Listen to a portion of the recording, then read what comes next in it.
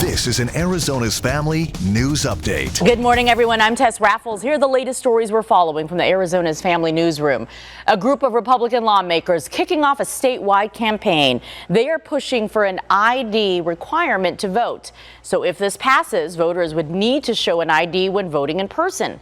If voting by mail, folks would need to prove their date of birth, and another piece of information like a driver's license or state ID would need to be shown. Republicans announced the new campaign during a press conference yesterday that got pretty heated. So you're here to speak. Are you trying to hijack this? There's no evidence that there's anything wrong with this system. Yeah. So I think, and I answered this really with my opening remarks, and that is we have a confidence crisis.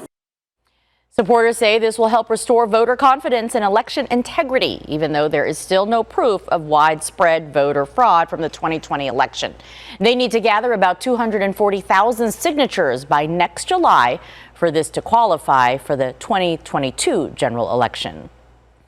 This morning, at least 16 districts teaching nearly a third of the state's public schools our students now have masks rules, but Governor Doug Ducey is offering a new incentive to encourage school districts to follow his ban on mask mandates. Governor Ducey says districts that follow state laws will get extra funding through the American Rescue Plan. Democratic leaders call it a spiteful move designed to punish schools requiring students to wear masks. Congressman Greg Stanton called it a misuse of federal funds and is now calling on the Treasury Secretary to get involved. Tempe police looking for the suspect who shot and killed a man last night. This happened at around 8:45 near University and Priest. Investigators say the victim was shot in the chest and died at the hospital.